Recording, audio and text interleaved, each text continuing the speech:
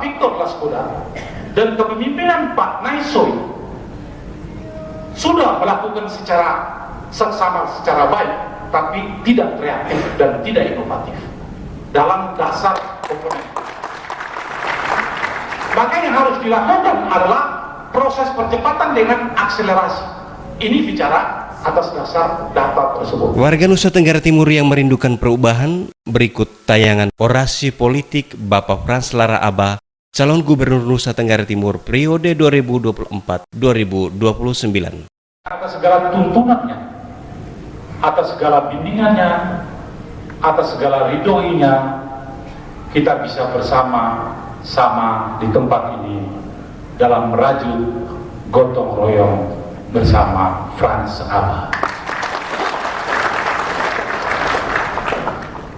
Bapak, Ibu, dan saudara-saudara sekalian, saya berada dalam posisi, dalam proses kehidupan saya sebagai keluarga sederhana, keluarga dalam konteks kemiskinan secara materi. Saya ingin berkiblat dan bersama-sama dengan warga daerah Nusa Tenggara Timur yang dikategorikan dalam aspek kuantitas secara nasional, dalam kemiskinan secara material. Tetapi Bapak, Ibu, dan saudara-saudara, kita percaya bahwa meskipun kita miskin secara materi, tapi saya percaya bahwa kita, masyarakat dan warga NTT, kaya akan iman, kaya akan harga diri, dan kaya akan Bapak, Ibu, dan saudara-saudara sekalian, dalam rentang 2 bulan, berbagai informasi dan berita, pertanyaan, justifikasi, interpretasi dalam rentang 2 bulan. Berbagai informasi di sosmed dan juga di media mengenai Frans Aba Gubernur NTT, Frans Aba for Gubernur NTT, Frans Aba siap menjadi Gubernur NTT 2024. Bagi saya itu merupakan judul yang menurut saya dalam proses percepatan dari 2 bulan itu, dari bulan April sampai dengan bulan Juni pada hari ini, dan saya ingin katakan masyarakat NTT menerima judul tersebut. Oleh karena itu, dalam proses judul tersebut, tetapi begitu banyak pertanyaan dan justifikasi dan interpretasi. Kalau ibarat kita nulis skripsi atau tesis atau disertasi, kita baru menyampaikan judul, tetapi sudah menyampaikan dalam berbagai justifikasi dan pertanyaan sampai kepada tahap kesimpulan dan meminta supaya kita tidak layak untuk jadi Gubernur NTT. Pertanyaan bagi kita, apakah salah warga masyarakat NTT dari berbagai segmen masyarakat menyatakan pertanyaan atau menjustifikasi semacam itu? Bagi saya itu hal yang merupakan motivasi dan itu benar adanya. Oleh karena itu saya ingin katakan, pada hari ini saya ingin berkiblat di dalam proses kemiskinan kita, ingin menjawab dan ingin menyampaikan dengan berbagai interpretasi siapa Frans Aba, bagaimana Frans Aba menyambut profil saya, apa misi visi, apa motivasi. Yang berikut dari partai mana, lalu ada uang kosode, ada doi kosode. Hari ini saya ingin mengatakan Bapak, Ibu, dan saudara-saudara sekalian, menyangkut visi, misi, dan motivasi saya. Secara kuantitas, kita berada di dalam proses daerah termiskin ketiga. Kita berada dalam proses kemiskinan ekstrim, stunting 30% dan terbesar di Indonesia. Kita berada dalam posisi indeks sumber daya manusia terendah. Kita berada dalam proses tingkat infrastruktur terjelek di Indonesia. Dan kita juga berada dalam posisi sebagai daerah miskin, tapi juga mempunyai indeks korupsi yang sangat tinggi, 7%. Inilah keprihatinan saya dalam proses untuk melakukan kiblat dan menyatu dengan rakyat saya yang miskin secara materi, tapi kaya akan iman, harga diri, dan pengetahuan. Dan saya percaya, Bapak Ibu dan saudara-saudara sekalian, berdasarkan informasi data baik secara kuantitatif tersebut, ingin saya katakan bahwa ada proses percepatan yang harus kita lakukan. Dengan cara apa? Maka oleh karena itu kita harus bicara berdasarkan based on data, based on reality, bukan based on assumption ataupun khayalan atau mimpi. Itu adalah dasar. Kalau kita bicara tentang based on data, maka kita ingin katakan bahwa kalau kita mempunyai kemampuan dan keunggulan komparatif di sisi pertanian sebanyak 29%, maka lokus pembicaraan kita pada sisi pertanian. Dengan cara apa? Dengan cara melakukan proses percepatan di dari sisi yang namanya industri manufaktur ataupun pengolahan. Karena penyimpangan dari sisi margin itu sangat rendah. Oleh karena itu, Bapak Ibu dan saudara sekalian, proses-proses tersebut ingin saya katakan bahwa ada proses percepatan. Dengan cara apa? Ingin saya katakan bahwa ada proses modernisasi di dalam pertanian sebagai lokus keunggulan kooperatif, tetapi kita memfokuskan kepada aspek industri dari sisi pertanian. Artinya apa? Kalau kita bicara tentang pertanian secara keseluruhan, misalnya dalam lokus adalah aspek yang sifatnya peternakan, maka kita stop membicarakan tentang peternakan. Tapi harus kita bicara dan lokus menjadi hub dan sentral adalah pakannya. Karena kalau kita bicara dan menyelesaikan pakan ternak tersebut, maka pasti kita akan bicara tentang akan menghasilkan kualitas daripada peternakan selain pada kuantitas. Base dan menjadi hub daripada pakan. Sebaliknya kalau kita bicara tentang tanaman, pangan dari siapa, maka lokus akan menjadi pembicaraan dan bahasan kita dari sisi pupuk maupun bibit. Itu adalah fokus utama kita. Belum kita berbicara pada aspek yang menjadi tanaman. Karena pupuk dan bibit dan konstruksi daripada struktur tanah itu adalah proses awal di dalam tahapan mencari daripada kuantitas dan kualitas daripada tanaman. Tapi paling utama, kita harus jujur pada diri kita sendiri sebelum jujur pada orang. Hal yang paling terpenting dari aspek modernisasi, dari aspek universal, dari aspek responsibility akan menghasilkan dari sisi ekonomi. Kalau kita bicara tentang ekonomi, itu menyangkut kesejahteraan. Dalam pengertian kita melakukan secara efisiensi, efektivitas, tepat sasaran, tepat guna, dan tepat waktu.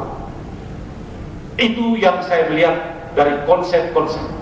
Replikasi ini bagi saya di dalam konsep baik program dari pemimpin-pemimpin kita terdahulu memberikan gambaran dan petunjuk baik pada masa Pak El tadi, tangan dan tangan, baik pada masa Pak Ben Boy, apakah operasi Nusa Makmur, apakah operasi Nusa Hijau, apakah operasi Nusa Siana, baik pada aspek Pak Fernandes, Gerpades dan Gerakan Komunitas, baik pada aspek Pak Herman Musa Kabel, 7 program strategi, baik pada aspek Pak Pintalo dengan program 3 batu, dan juga Pak Frans Mesukabe, Pak Frans Leburaya, yaitu aspek anggur merah.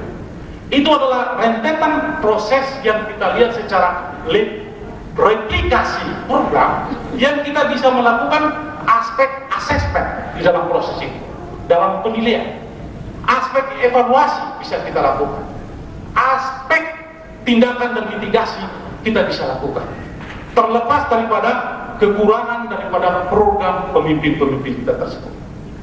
Oleh karena itu Bapak Ibu dan saudara-saudara sekalian, saya ingin mengatakan bahwa aspek-aspek tersebut adalah aspek yang menjadi replikasi di dalam proses untuk kita ke depan.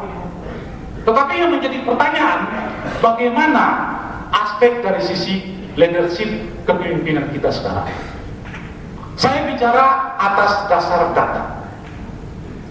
Karena data itu menunjukkan aspek realita, sehingga kita tidak home base di dalam proses yang sifatnya memfitnah atau membenci atau like and dislike. Sehingga kalau kita lihat dari sisi pertumbuhan ekonomi dari 2019, 18, 19 sampai dengan sekarang, proses pertumbuhan ekonomi kita berada di dalam proses pertumbuhan yang sangat rendah. 5%, 0%, 2%, sekarang 3%. Artinya apa? Kalau kita rata-ratakan tidak kurang lebih daripada pertumbuhan yang sangat rendah secara ekonomi. Kalau kita bandingkan dengan aspek-aspek sebelumnya, itu mempunyai tingkat pertumbuhan bahkan di atas pertumbuhan ekonomi secara nasional, 5%.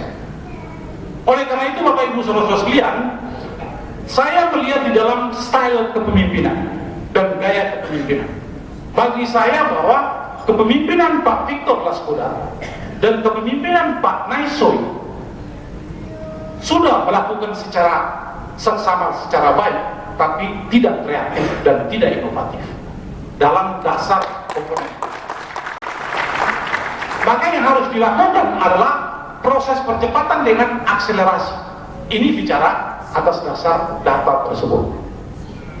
Maka oleh karena itu, Bapak Ibu dan saudara-saudara sekalian, ada proses percepatan dari sisi modernisasi, universal, responsibility dan ekonomi. Bagi saya itu merupakan konsep murid dalam penerapan pada NTT ke depan. Dalam konteks leadership, dalam konteks kepemimpinan, karena kalau kita bicara tentang leadership, itu akan menghasilkan dari proses yang namanya manajemen, baik secara organizing, perencanaan, maupun outputting, maupun kontrol. Karena dari sisi leadership menghasilkan manajemen, akan juga menghasilkan yang namanya public policy ataupun kebijakan publik. Reorientasinya apa dalam proses ini? Artinya dalam proses pelaksanaan kita menganggap seluruh rakyat kita dan seluruh staf di dalam strata kepemimpinan semua adalah mitra kita. Dalam proses kemitraan ini artinya keberhasilan dari bawahan ataupun staf kita adalah keberhasilan kita. Sedangkan kegagalan bawahan adalah kegagalan pemimpin juga. Maka oleh karena itu Bapak Ibu dan saudara-saudara sekalian, pada kesempatan ini dari konsep visi misi di dalam proses gerakan di dalam memotivasi saya. Hal yang paling penting juga adalah pertanyaan tentang dari partai mana, Bapak Ibu saudara sekalian. Saya ditanya Pak Frans dari partai mana, karena Pak Frans tidak punya partai. Sehingga saya menjawab seperti yang Bapak Ibu dengarkan sendiri, seorang Pak dan Nurul sudah menyampaikan saya rasa cukup jelas. Sehingga saya ingin katakan bahwa saya berada di dalam Partai Perkawanan Indonesia atau Partai Persahabatan Indonesia. Artinya partai itu merupakan partai persahabatan dan partai perkawanan kita. Artinya apa dalam proses demokrasi? Partai akan ikut serta di dalam proses, dan saya ingin katakan saya akan melalui partai. Pertanyaannya dari partai mana? Itu adalah proses yang akan kita lakukan, dan pada saatnya nanti kita bisa percepat di dalam selesai kita melihat dalam konstruksi hasil pemilu 2024, tapi bisa juga kita akan mempercepat sebelum evaluasi dan tindakan yang akan kita lakukan. Lalu Bapak Ibu saudara-saudara sekalian, ada yang bertanya tentang aspek dari sisi ada uang atau tidak.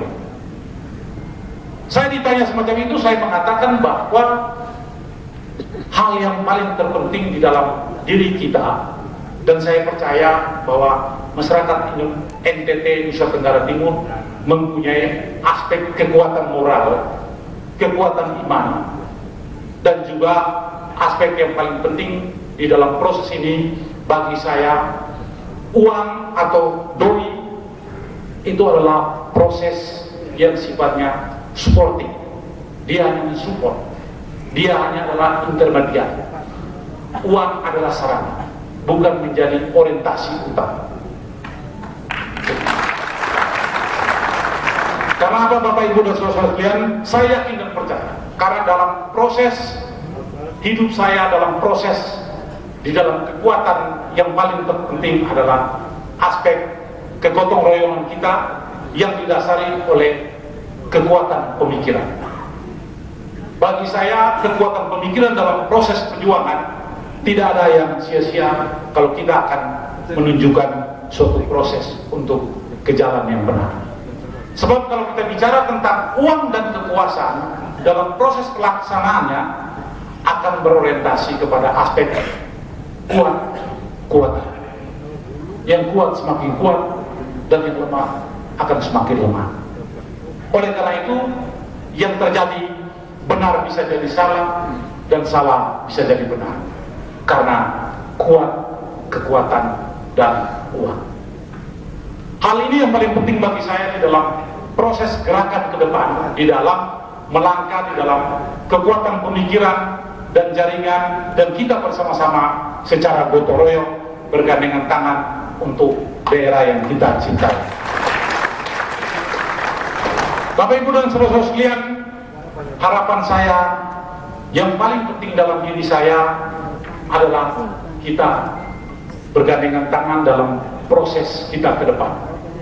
Yaitu saya ingin katakan, dan saya ingin jujurkan kejujuran daripada diri saya. Saya ingin masyarakat juga menerima saya dalam respect di dalam proses elektabilitas. Karena itu penting bagi saya untuk kita bersama-sama bergandengan tangan dalam proses yang akan kita lakukan. Karena apa yang kita lakukan didasari dengan aspek kekritisan kita, kreatif kita, kerja kita, dan akan menghasilkan karya. Terima kasih.